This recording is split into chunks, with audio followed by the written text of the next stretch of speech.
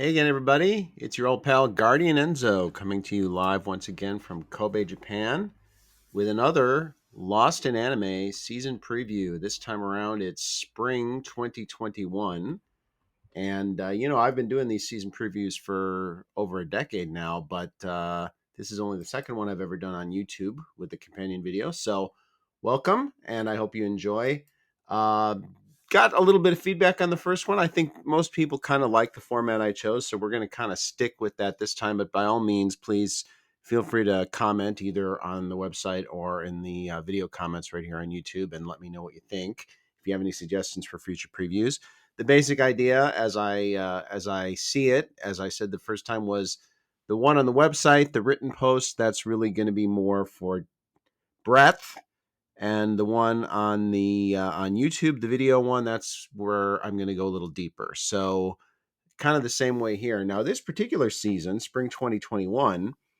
Well, what's notable about it? Well, first of all, I would say the number of shows, 49, is pretty standard these days. There was a big dip about 3 years ago from the previous production levels, and the big season, spring and fall, which used to be about, for a long while, were about 65 shows or so. Now they're been in the mid to upper 40s. So 49, pretty normal number, especially when you consider that a few shows have carried over from last year because of the pandemic.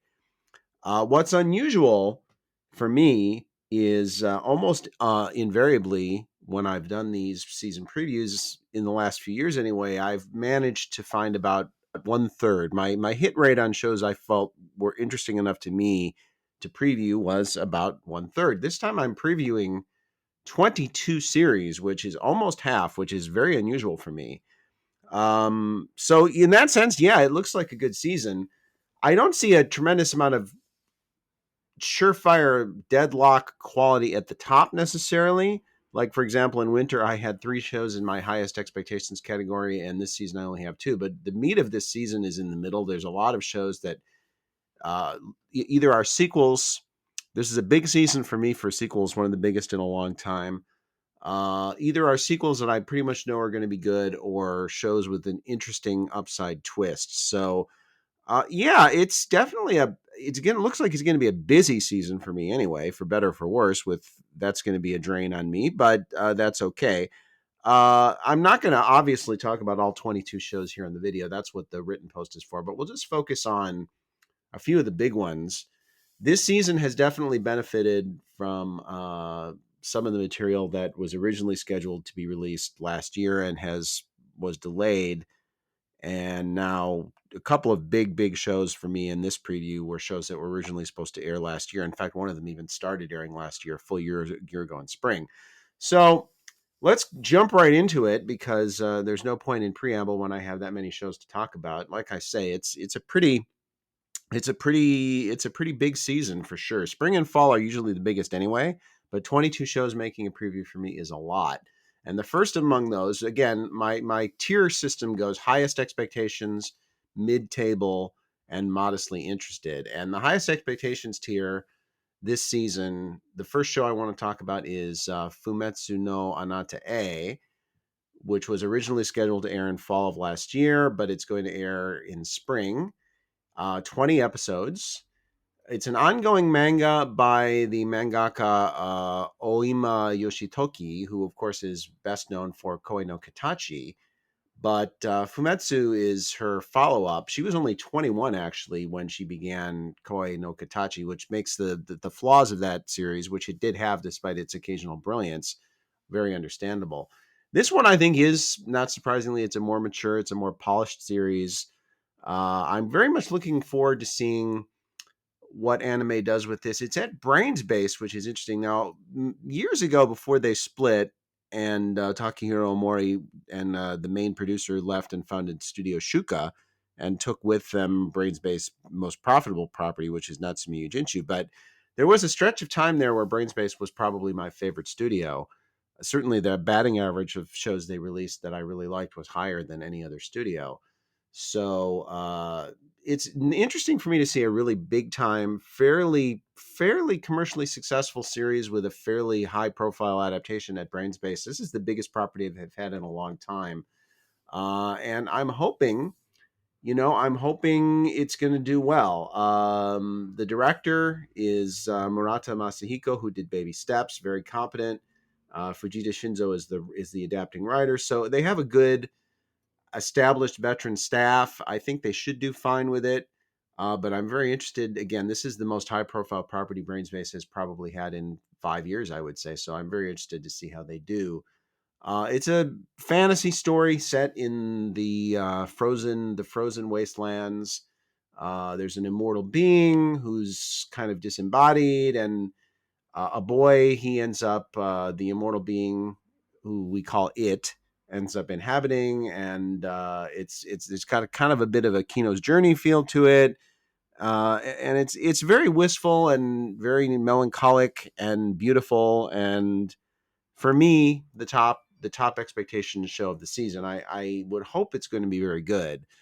And I see no reason to think it won't be. I mean, I think that considering his crap budget at Pierrot, I think Murata Masahiko did quite a good job with Baby Steps, which I consider to be, arguably the greatest sports manga of all time. And especially the second season I thought was superb. So I think that one is in pretty good hands. Next up is Boku no Hero, fifth season, of course, Bones. And we have a pretty good idea of what to expect with Boku no Hero at this point. The big change for season 4 was Nagasaki Kenji transitioned to the chief director role because he was working mainly on the second movie. Well, there's a third movie coming out now, so I'm going to assume that Nagasaki and his team are going to once again be working mainly on the theatrical release, leaving the TV one to Mukai Masahiro and his team, who definitely came out with a more stylized, I call it a more of a comic book look for season 4 than the first 3 seasons. So not everyone loved it. I thought it worked quite well. It was a change. To me, it wasn't better or worse. It was just different. Um, Everything with Boku no Hero, of course, as with Hunter x Hunter, is about arcs. Horikoshi believes in long story arcs, definitive, well-defined story arcs like Togashi does. So we should have 2 arcs this season, and those 2 arcs should be the joint training arc, which is pretty much your Class A versus Class B arc, which is to me a good, not great arc. It not a super super deep or high aiming arc thematically, but entertaining with some very good stuff in it. The second arc is one we'll talk about when we get to it. I'm going to assume we're going to have a 2-episode season, so it's pretty safe to assume that both these arcs are going to take about a core each. One would guess. The second one they're going to do is a more ambitious arc, a more controversial arc. No question, a more controversial arc. It tends to divide the fans a little more than the joint training arc. So, my view overall on Boku no Hero, Hero Aka, the content this season is good content. It's solid content. It's not the best the series has to offer, but it's good. I think we have a pretty good idea of what to expect there. So those are the 2 shows for me that hit my highest expectations category. Now, mid-table typically that's a level that for me will normally include 3, 4, 5 shows, something like that. Well, I've got 9 shows in there this season, which is the most I've had in a very long time. And that's where my real hope for the season, and dread too for the workload, but my real hope for the season comes from the fact that I have so many mid-table shows, and these are shows that I have a reasonable expectation are going to be quite good and will occasionally surprise and turn out to be, elite. So with 9 to choose from, you would hope to get 1 or 2 upside surprisers and elite shows out of that group, although most of them are sequels for me. So I think I have a pretty good idea of how good they will be and how, what their limitations are. But so I can kind of scan these a little quickly, especially the sequels. You kind of know where I stand with those. Mairimashita Iruma-kun, a show that I dropped for a while from blogging in the first season and definitely regretted dropping. I should have stuck with it. It's a really, really lovable, really positive show. I will definitely be blogging it this time. There's no question about that. Really, really happy to see that back. It's one of the most upbeat shonen around. Really a super nice, kind main character who actually has good things happen to him because of his niceness, and a very interesting supporting cast, even some, in-show musical numbers from time to time. That one is really good. Kind of a can't miss prospect there. Kingdom third season, well, that's the one I referred to earlier that was originally scheduled to come out last spring, and in fact aired, I believe, 4 episodes before the pandemic got to it. Then it was delayed, and then other things filled in its time slot, including Shingeki no Kyojin. And eventually it just got pushed back a full year, and now it's starting back up after Shingeki ends. So this one is starting back up in April, and they will be rerunning the first 4 eps of that, the ones that aired last year before they launched into new material, which I think is the right decision. Kingdom, again, it's a sequel of a sequel of a sequel. It's We know what to expect here. Really good writing from an extremely, extremely well-regarded manga. I think the visuals have gotten better, although that was an extremely low bar. The first season was truly an abomination in that sense. They have gotten better. Studio's signpost, for the record, is still Pierrot. It's just kind of an offshoot of Pierrot now, but that's okay. I think it's gotten better, and it doesn't need great visuals to be a great series, just because the writing is so good. So again, with Kingdom, I don't think there's going to be a whole lot of surprises there. I think we know what to expect. Nomad Megalo Box 2, this one is definitely more of a unknown prospect because it's the sequel to an original. So it's another original. Megalo Box, if you remember, was my top series of 2018, although admittedly it was probably my lowest overall top number one show of the decade. I would have ranked it 10th out of 10. Nevertheless, to be number one in any year, even a bad year like 2018, it was still a great show. So why is it in mid-table instead of highest expectations? Well, I just my anti-sleeper vibes are tingling just a little bit with this. I really felt like Megalobox had a great conclusion. I think it wrapped up the story beautifully and didn't necessarily need a sequel. That doesn't mean that a sequel won't be great, and it could be. The same staff, mostly the same cast. It does look like Joe is going to be the lead again. Judging from the latest preview, it looks like Nomad is Joe, Gearless Joe. I thought they kind of missed an opportunity by not making the hero of this season someone, a conspiracy theorist named Maskless Jack. But no, they're going with Joe again. It looks like, only this time he's called Nomad. Looks like he's fallen on even harder times. And, Sachio will be about 17 or so this time, so presumably he'll play some role in this. There's probably going to be a new kid who falls under Joe's wing as a boxer. Who knows? I mean, it could be great. Probably should be even higher on my expectations list than it is based on how much I like the first season. I'm just a little worried about this one because I don't think it needs to exist. The next one is another sequel to an original, which is SSSS.Dynazenon, which is a sort of a sequel to Gridman, which was, my favorite Trigger show of all time. Probably the most Gainaxy Trigger show of all time, so it may not be a coincidence. Really don't know anything much about the Ultraman Gridman mythology. I know basically, that whole tokusatsu thing. I know it's very popular in Japan. I know that all the creators of the show are huge nerds for it. It's not what drew me to Gridman. It's not why I liked Gridman. It's not why I'm probably going to like Dynazenon. But it's an interesting canvas on which these guys to paint. So it's really a fan show, I think, in much, I really believe that. And I think that it's a fan show where the fans are really good at their jobs. They're big fans of tokusatsu. They're big fans of anime, mecha anime. And of course, there's the whole Gainax connection. Director Amamiya Akira is a longtime Gainax veteran. So the gang is all back together. It's going to be a new cast. I don't think the old cast will have any direct role in this, but whether they do or not, it should still be good. I have high expectations for this. I really liked Gridman. It cracked my top 10. It had a really interesting look as well. I think Dynazenon, if it's on the Gridman level, no reason to think it won't be a very, very good show again. We also have another sequel, Yuukoku no Moriarty second season. Um, Started out great, kind of lost it for me for a while. Then when Sherlock showed up, got really, really good again. Still really like the idea of Moriarty as a subversive. I just don't particularly like Moriarty himself that much, but I do like Sherlock a lot. So once Sherlock joined and they had that polar thing going on between him and Moriarty, the mutual admiration of rivals, that really lifted things for me. So that one is a show that it's a sequel, but it has a higher uncertainty factor than most sequels because my opinion of the first season kind of was a little inconsistent. So we'll see how that one goes.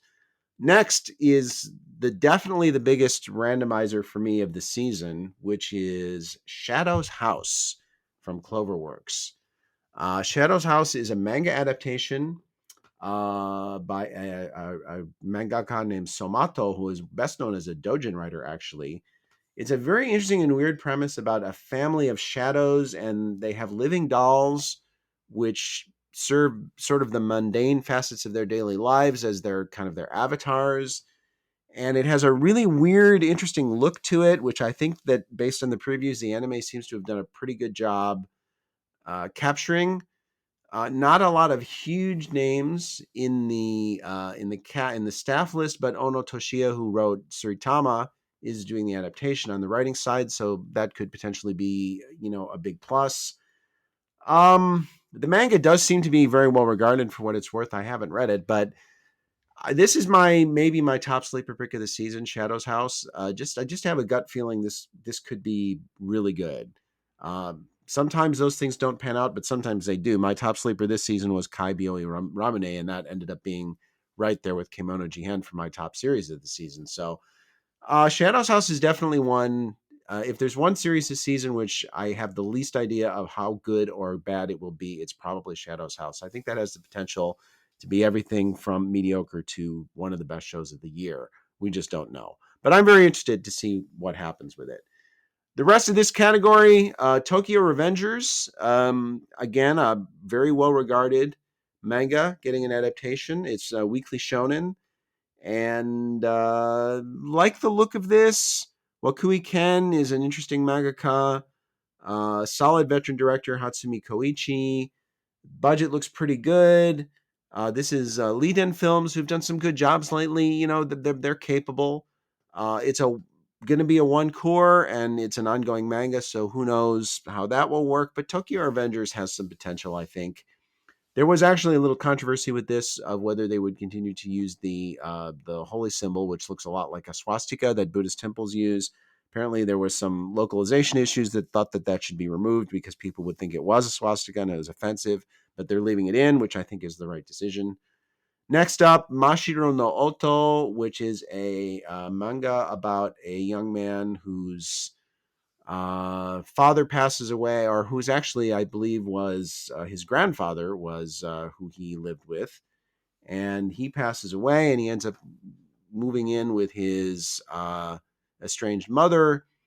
He'd been a dropout. She sends him back to school, but his real passion is the shamisen, the Japanese traditional instrument. And of course, one can't help but think of Kono Oto Tamari a little bit with this, but the manga again is supposed to be very good. It's won or been nominated for every manga award. The mangaka Ragawa Marimo is a legendary mangaka who's done tons of shonen series, shoujo series, even BL series. Most of her mainstream stuff has been very, very well received.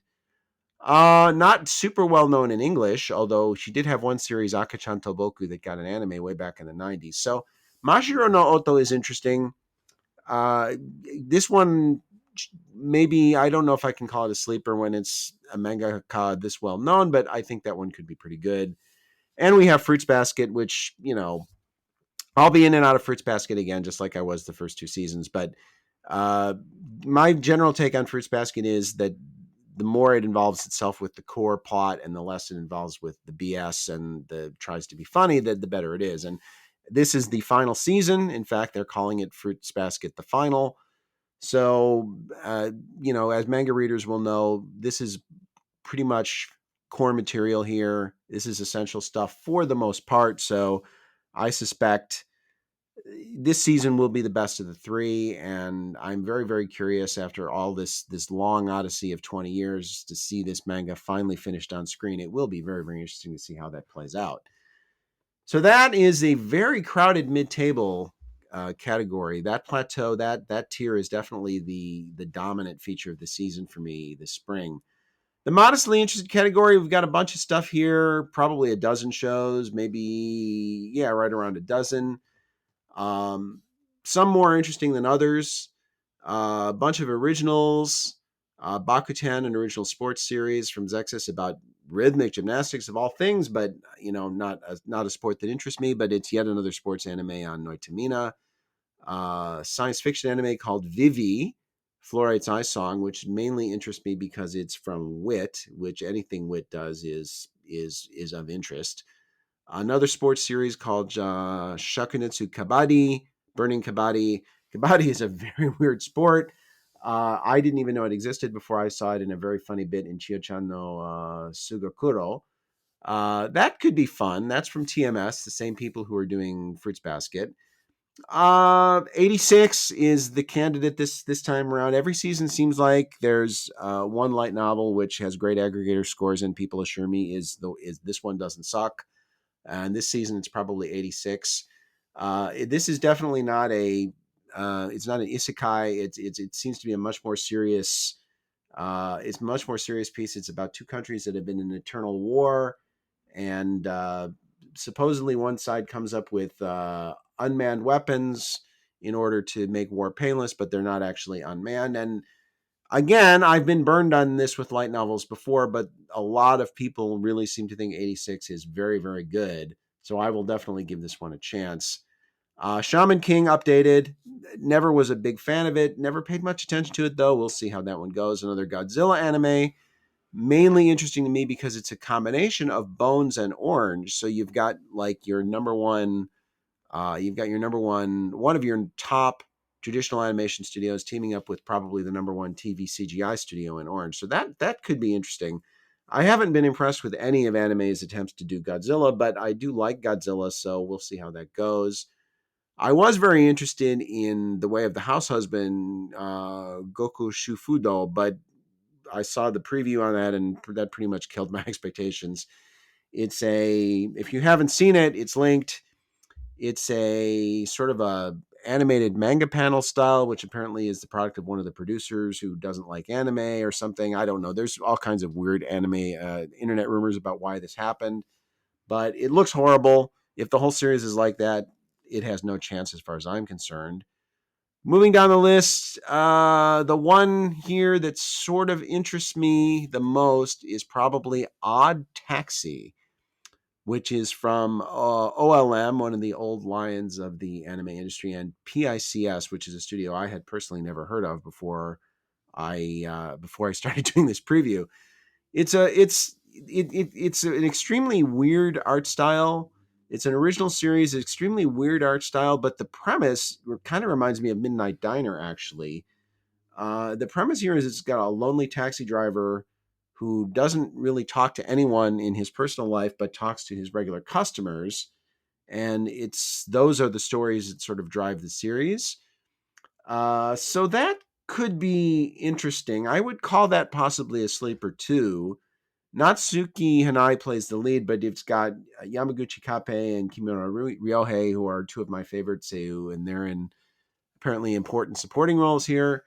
That again, it reminds me of Midnight Diner actually. When I, when I look at that premise, and that again, a very strange art style could potentially be good. Who knows? I mean, this is one I would call sleeper. And I've got so for me, as I look back at this list, I've got, let's see, I've got 7 shows this season, actually. Fumetsu, Boku no Hero, Mairimashita Iruma-kun, Kingdom, Nomad, SSSS.Dynazenon, Moriarty, all of which I've pretty much committed I'm going to be blogging those shows. So 6 of them are sequels, nevertheless. I haven't gone into a season with 7 surefire shows that I'm going to be covering in a very long time. So that really tells you where the depth of this schedule is in the center. And in addition to that, I can't imagine I won't be blogging Mashiro no Oto and Shadow's House. It seems very likely, and I would be very surprised if I dropped Tokyo Revengers too. So that could very easily jump to 10. And with this many shows in the modest category, modestly interested, I'm sure a couple of them will probably make the cut too. So it could be a very exhausting season. We'll see. My sleepers for the season, again, Shadow's House is my big sleeper. Odd Taxi's probably a deep sleeper, and then if you can call Mashiro no Oto a sleeper, I'd call it a sleeper because I do think it's going to be good. Although, again, the mangaka, at least here in Japan, is so high profile that I'd almost know if you can even call it a sleeper. And then just to do the wrap up, OVA, as I've mentioned in previous previews, is pretty much a dying segment at this point. There really isn't much original video animation anymore. It's just it's almost entirely extensions of special episodes of TV series, etc., etc. The one thing in the OVA category this season, I've had seasons recently that I've had nothing, that have completely whiffed. So I do have one. It's called Eden. It's a 4-episode miniseries about a city of robots in the far future after humans have supposedly died out, who find a human baby and raise it. Sounds kind of interesting. Again, that's Eden, directed by Inie Yasuhiro, who is not a super well-known name among anime fans in the West, but is actually quite a well-respected animator and director in Japan. He's very highly placed in some of the organizations in the animation community, so that could be potentially very interesting. And on the theatrical side, two films I'm really looking at. One of them is called Cider no Yo ni Kotoba ga Wakiagaru, which is about two kids who can't communicate or have trouble communicating for their own reasons, but find a way to communicate with each other. And they meet at a shopping mall. That's kind of their place. I don't know. It's a sleeper. It kind of looks interesting to me. And then the other, probably the most interesting one of the season theatrically, is Gyokou no Nikuko-chan, which is from Studio 4C, which is a very, one of the impressive studios in the theatrical side right now. They've done some great stuff. Watanabe Ayumu, who's one of the best directors in anime, TV, and cinema, he's directing. Based on a novel by an author named Nishi Kanoko, which was quite well regarded, very popular. Story about a mother and a daughter who live on a boat. I don't know much about the original story, but it looks very interesting. In addition to Watanabe, there's a very legendary animator named Konishi Kenichi, who's the animation director and character designer here. So I'm definitely paying attention to that one. That could be potentially really good. And that is my look at spring 2021. As I said, it's a big season. It's for me, it's a big season. 49 series is pretty normal for spring or fall these days, but to have this many shows, fully 9 shows in the mid-table category, which are shows that I think I have reasonable expectations could be quite good. To have 22 shows total that I found interesting enough to even preview, that's rare for me. So we'll see. I mean, in a sense, if I had a season like 12 or 14 shows that I was really actively covering, I would be exhausted. That could very easily happen. But as an anime fan, as a blogger, it would be exhausting. But as an anime fan, it would be really exciting to get a season like that. It has a chance to be, at least in terms of quantity, and if not elite quality at top, has a chance to be the best anime season we've seen in probably a couple of years. Will it turn out that way? Well, dear listeners, dear viewers, I don't know, you don't know. A lot of things can happen, but at least on paper and on my screen, it looks pretty good. So we'll hope for the best. And again, I appreciate you tuning in. I hope you find this useful. I will of course link the actual season preview post from LIA in the description below. Again, use that one more as a reference, more for breadth. This one is really more to go in depth on more of the individual series. If you have any feedback, if you have any comments, I sincerely hope you'll leave them for me either here or at LIA. And as always, blah, blah, blah. If you like what you see, would sincerely appreciate it if you'd subscribe, if you'd hit the like button, all those good things. And I look forward to a very interesting spring 21 21 season. And I hope all of you find a few shows you can love in it. I hope I do too. And please please accept my gratitude for tuning in, for staying with me for half an hour. And let's look forward to a good season. See you around and stay frosty.